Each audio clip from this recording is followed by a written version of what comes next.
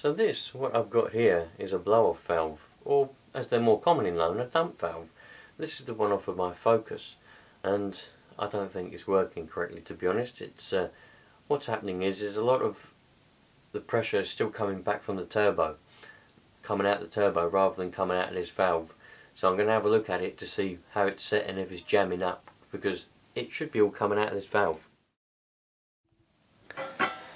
So I suspect that the reason that we're getting quite a lot of pressure come back out the turbo when you let off the throttle is because this dump valve is either not set correctly, because you can set the spring tension inside there, or it's getting jammed and not working properly. Now there is a lot of scores on there, on the inside of the little piston, I suppose you could call it, inside there. So I'm going to have a look inside. I did have this off at one point, but the reason that I had to have a new turbo about a year ago now, and I've only driven the car for about about 4 hours. There's about 4 hours on this new turbo, even though it's been in the car for a year. The reason was that I didn't run any dump valve whatsoever. I took this dump valve off, and obviously I knew the consequences that it would have on the turbo, that it would make make the wheel seals go and the bearings go, and that's what happens. The bearings completely gave up. So with this new turbo, I want to make sure that I'm running a dump valve that's actually working properly. So we're going to have to make sure that this is working as it should be. So this is the last screw now. We've got all our little Allen screws out, so this should just come apart relatively easy now. It might take a little bit of persuasion.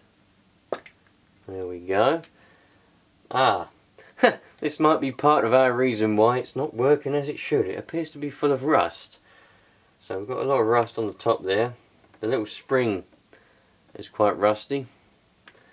Does the piston go up and down? The piston does go up and down, but not very well. So let's take that out. There's quite a lot of scoring inside there, so it may be getting caught, I don't know, but it's not the best. It's not exactly how it should be, I don't think.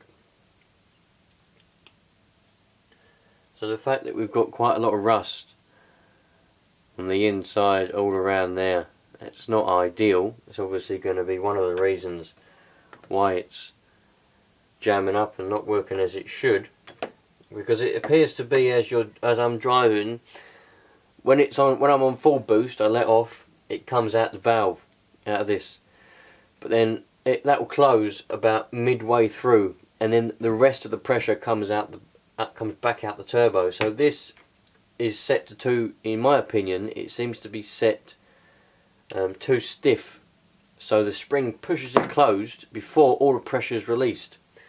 So I need it to stay open until all the pressure is released. So what I'm going to do is I'm going to have a look at this. I don't have any other shims. It looks like there's no shims on it, to tell you the truth. So I'm just going to oil it all up, clean it all up, and we'll have a look at it, and then I might squash this spring a little bit, see if I can squash this spring down perhaps, and see if I can make it so that it closes once all the pressure's gone. It's going to be trial and error basically. So to try and illustrate and to help you understand a little bit better how a dump valve actually works, what I've done is I've drawn a little diagram. I'm not very good at drawing diagrams, I'm not very good at drawing anything, but I've done my best. So we've got the air filter, and then we've got the intake pipe, we've got the turbo, the compressor. I've drawn that round the wrong way, but it doesn't matter. All we need to know is exhaust goes into turbo, spins up the turbine, which then spins the compressor, which then sucks in air, which then goes through your induction pipes into your intercooler, or you may have a charge cooler, it doesn't matter. Intercooler, charge cooler does the same thing. Differences are charge coolers are cooled with water, intercoolers are cooled with fresh air. Goes through your intercooler, down your induction pipes to your manifold. This is your intake manifold with your butterfly. That's your intake manifold going into your engine. Now, this is all under a lot of pressure depending on how much boost you're running. If we're talking about my particular car, we're running about 28 psi. So we've got 28 psi going all the way down here, and what happens is when you're on full throttle and you're running full boost, all of this is under that full pressure going into your engine, and your engine is using that pressure. So when you close the throttle, this then becomes a closed unit. That is completely closed. Your butterfly closes, and you've got all this pressure that's been built up by the turbo in this piping coming along here. It's got nowhere to go because this is now closed. So what would happen if we don't have the dump valve or blow off valve? All that pressure would then start to go backwards through your turbo, and then you've got what some people call turbo stall, or turbine stall, compressor stall. There's loads of different names for it, or turbo chatter is what you get at the end of it. A lot of people call that. So that's just where the air comes back through there, and it starts to stall the turbine as it's turning. It stops it from spinning, and then it may make it spin the other way if it's got enough pressure.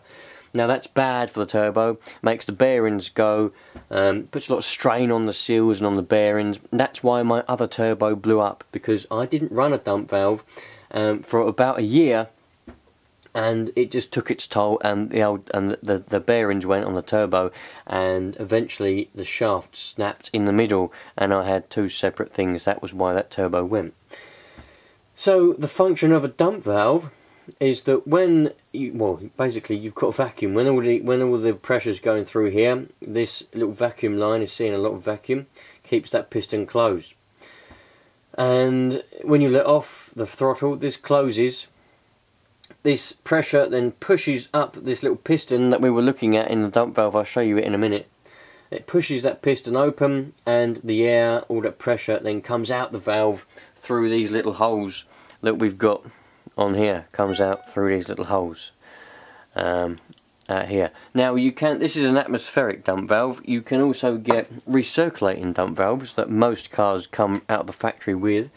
In which case you would have a little outlet coming out of here that would go back around all the way back up to your inlet next to your air filter, and if your car has a MAF sensor, a mass airflow sensor around here somewhere, it would usually go after it so that the computer knows, because it's already calculated for that air to go in.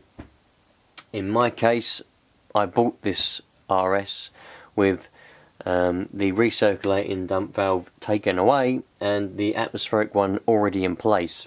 So that saved me some money, but also it means I don't have a lot of choice at the moment. So I may change that in the future because it's better. If you've got a if your car comes out the factory with a recirculating dump valve, then and you put an atmospheric one on, your car will then run rich. That is one of the reasons my car is running really rich at the moment, because it's running a atmospheric dump valve. It thinks it's getting more air than it actually is. So there's that to bear in mind. But basically that's what it does. Yeah, my drawing isn't very best. I hope I explained it in the best possible way for you to understand it. So what I've done is I've cleaned all this up. I've oiled it. There may be some people out there that will say, well, you shouldn't have oiled it, you shouldn't oil it, but I don't care, man. I've oiled it.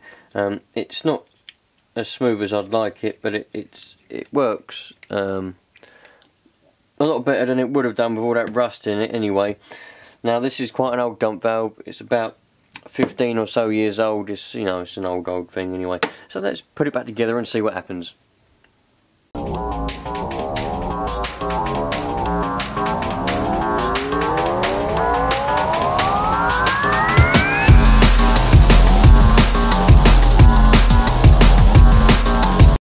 One thing that I must mention, it's very important that you remember, as with when you're doing up, tightening anything that is sealing or needs to be sealed, or just needs to come down evenly. In fact, what you need to do is you need to make sure. So you would do up this one, and then you go to that one, and then you'd go to that one, and then you'd go to that one, then you'd go to that one, and then you go back to that one again, and then to that one, and then to that one, and then to that one, and then to that one. You need to do it up that way until it's tight, because that way it pull it down evenly, and it will make a good seal. And I know what you're going to mention, my little vacuum end here is bent. I know it is. It was like that when it came on the car, so, but it's not blocking the airflow, so we're all good. Just something to remember, do them up evenly. You see a lot of people just do one side up tight and then do this side up tight, or do that side and then then do, or maybe do that one and then do that one. It's not going to pull it down evenly, is it? It's going to pull it down at an angle, and it's not going to make a good seal, and it's not good at all. So make sure you do that, please. Alright, so one of the things, well, yeah, one of the things that I know some of you are going to say is, why would you want to vent it to atmosphere? Why would you want that loud sound when you change gear? Well, I don't want that. There was a point when I did want that, back in 2011 when I bought this car, and it had it on it. I thought, this is brilliant, I like this is quite nice. But it's I don't like attention. I really don't like attention of any sort, really. And so, you know, I like the sound of it and all that, but it does draw attention, and I don't like attention. So I will be changing it, but for now this is what I've got to work with. This valve is what I've got to work with, because they're expensive. They're £100 or over £100 for a good one. This is the Bailey Motorsport valve, which is on here. It was an expensive good one back in the day anyway. So this is what I've got to work with. Now, the modifications that I've done to it, well, not modifications, I didn't really do any modifications. All I'd done was clean it up because it wasn't working properly. I've cleaned it up, oiled it up, put it on, and it does seem to be working a bit better.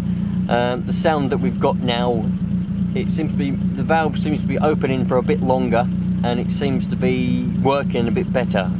It doesn't sound like I've got any turbo chatter anymore, whereas before it would be a little bit of a whoosh and then it would be a load of turbo chatter, which is what I don't want. So, but I've also noticed it's adjusted the tick over. It's made it run a bit worse on tick over. Now there's a few things I need to discuss about tick over. Oh, that's a bit better. Got the camera rested on the door now. Anyway, so running an atmospheric dump valve does mean that if your car isn't mapped or tuned to run with that valve, it will run slightly richer, but only when you're letting off the throttle. So most modern cars have a MAF sensor, a mass airflow sensor. This one does have one. So that computer, that sensor is telling the computer how much air is going through the air filter and going into the turbo and into the engine. So it's calculating that amount of air to tell the computer how much petrol to inject through the injectors into the engine to mix with the correct ratio with that air. Now, if you don't recirculate that air back into the engine, it's going to be running rich, because the computer's going to be thinking there's more air in the engine than there actually is. So with a recirculating valve, if you're recirculating it, it's gone past that sensor. The sensor knows how much air has gone past, so it tells the computer. It's gone in, then you close the throttle, so you don't want that air anymore. So instead of going out to the atmosphere, it then goes back around again on the back of the sensor, though, just goes straight back into the turbo, and then thus go back into the engine, just go around, be recirculated and be used up when you've changed gear and gone. But if you're venting to the atmosphere, that air then is just going straight out into the atmosphere. The computer thinks that the air is actually going into the engine, but it's not. Therefore, it's going to be putting in too much fuel for the amount of air. There'll be less air going into the engine, so you can have a rich mixture. But you'll only have a rich mixture while the throttle is closed. You won't have a rich mixture while you're accelerating, because you'll have your foot on the throttle. The butterfly will be open and the dump valve is doing nothing. All the dump valve or the blow-off valve or whatever you want to call it, all that is doing while you're on the throttle and you're accelerating is just acting as a bung, essentially, bunging up the hole what would be there if it wasn't there. It only does its job when you let off the throttle. Its job is to release the pressure which is in your induction hose and induction pipes. That is surplus. That is the sole job of a dump valve or blow-off valve, is to relieve that pressure. So it doesn't do anything when you're on the throttle. So you won't have a rich mixture while you're on the throttle. You won't have a rich mixture while you're ticking over. You won't have a rich mixture while you're accelerating or revving or doing anything. You'll only have a rich mixture for about 1 second to 2 seconds when you let off the throttle. But in most modern cars, when you let off the throttle, they cut the injectors, they cut any fuel delivery, because you don't need to have any petrol being injected into the engine when you're just coasting, or if you're going down a hill using your engine braking. You don't need any fuel, so it's not going to do anything anyway. You just get a little bit of a rich mixture for the second you let off the throttle, and after that it will return to how it should be. So now, this is what sound we've got now. So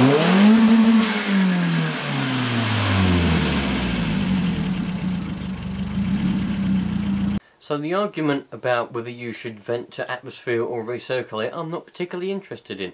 If I had the choice, I would go and buy one of those valves where you can adjust how much you want to recirculate and how much you want to vent to the atmosphere. They've got dual ports, so you have one recirculating and the other one just goes out to the atmosphere, and you can turn the top of it and it adjusts how much of it goes recirculating, how much of it goes to the atmosphere.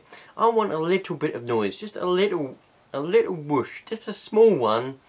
That's all I want. The one I've got isn't entirely too much, but I don't have a choice at the moment, so when the time comes along and I've got money to spare and I can justify spending it on a new valve, I will do. But for now, I wanted to try and fix the one that I have got, and I think I succeeded. Even though it's a small bit of a bodge, I think I succeeded. So thanks for watching, and hopefully you took something good out of this video, and that is, don't always panic.